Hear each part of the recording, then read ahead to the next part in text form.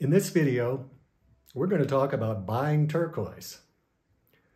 Now, those of you who have been following Turquoise in America on the blog and have been seeing our videos, which are now over 165 videos and articles on our website at turquoiseinamerica.com, you'll know the importance that I've stressed over and over again about having provenance.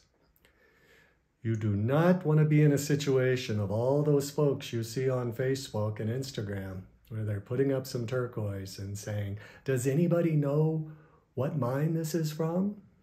Well, you're going to get a lot of opinions, but that's all they are. And as I've stated over and over again, to have good provenance, you have to know, did you buy it from the miner? Did you buy it from someone who bought from the miner? Or did you buy it from a reliable dealer who bought from either of the previous two? Now, you could say, well, my first choice is to buy it from the miner. But that's kind of a challenge, isn't it? I mean, how many of us are really that close to turquoise miners? And if we go to the spots where the turquoise miners will be, at Tucson Gem and Mineral Show, or at the Native Treasures at Indian Market in Santa Fe, and numerous other gem shows, you know, you fly into Tucson and stay 2 or 3 nights, and the food and transportation and everything else, you're going to spend $1,500 to $2,000. Well, that's just all adding to the expense of your turquoise. So, what I want to talk about today is focusing on the other two. Did you buy it from someone who bought it from the miner, or did you buy it from a reliable dealer? And I found in putting together my collection, the Calais collection, that one of the best ways to do that is to rely on well-known collections, because these are either collectors or dealers who have really done a lot of your homework for you in terms of vetting this turquoise. And that can be a tremendous boon, a tremendous value in terms of putting together a collection. So it's something I'd really recommend because it's something I've done in my collection. So today we're going to look at 2 of the well-known collections that I have included in the Calais collection. And one of those is Nevada Gem, which is the unbelievably fine collection put together by Bob Bruscia. And the other one is the Wayne Nelson collection. And those of you can learn about Wayne Nelson, if you don't know about him, by reading his story in Turquoise in America Part 2. So with that, let's look at some selections from Nevada Gem collection and the Wayne Nelson collection, all now part of the Calais collection. So here are just a few examples of the advantage you can have when you're buying turquoise from collections, well-known established collections. And I've got a lot more that are posted on the website, turquoiseinamerica.com, in the Calais collection section of the store.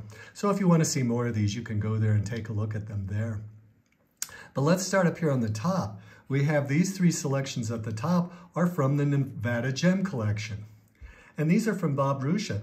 And actually, this selection here, this beautiful Caracol Lake and this wonderful Indian mountain can be found in Bob's book, Turquoise, Jewel of the Southwest, that he put together with Annie Osborne.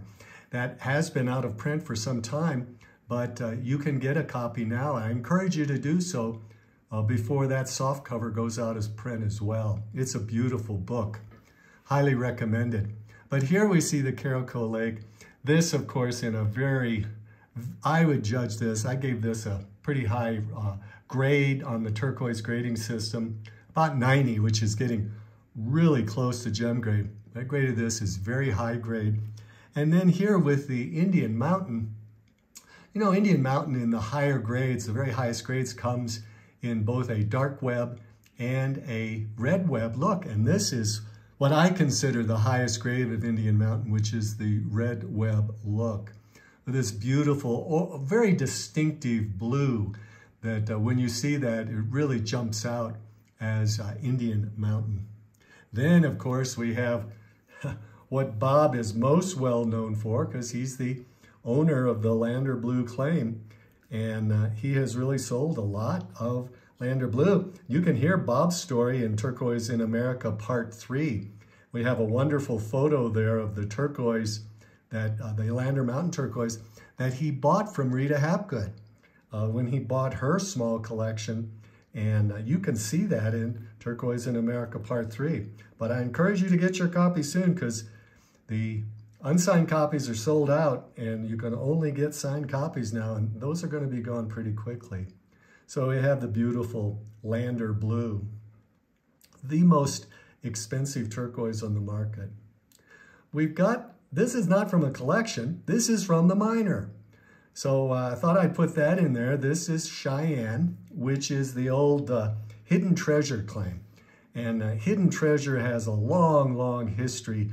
You can read about that in Turquoise in America Part 2.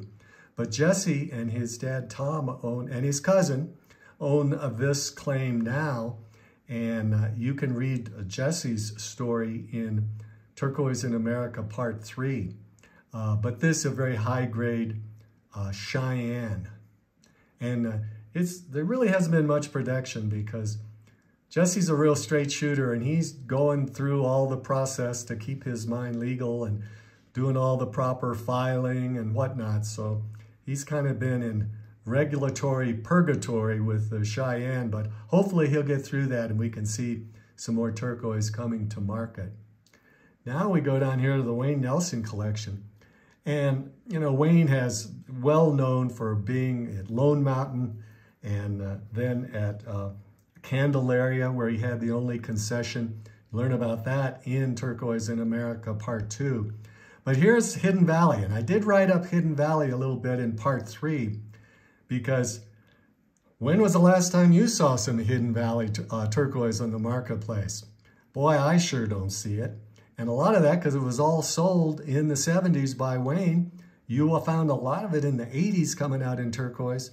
But now it's pretty much either in collections, like the Calais collection now, coming from the Wayne Nelson collection, or it's in jewelry. So here I wanted to show you an example. We'll start over here, and this is what I would say is an example of high-grade Hidden Valley. And it's a nice big cab too. This one is 63.7 carats.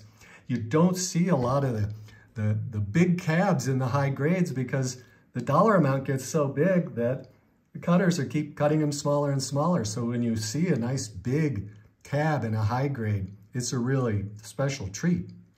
That would sure look pretty in a bolo or piece of jewelry. Then we go over here and we get to very high grade. And you can see the difference, because look at the grading on the blue here and the matrix. And then we go over here and look what a distinctive difference you have. Much darker blue. You have this wonderful quartz inclusions, which when I do the grading, I find that very, very attractive part of the matrix grade. Then finally, we see here the oh so rare gem grade Hidden Valley.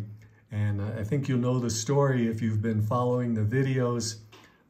There's a wonderful video there of an interview with Wayne Nelson, which is really rare, almost as rare as Hidden Valley gem turquoise, because Wayne Nelson is a very private man.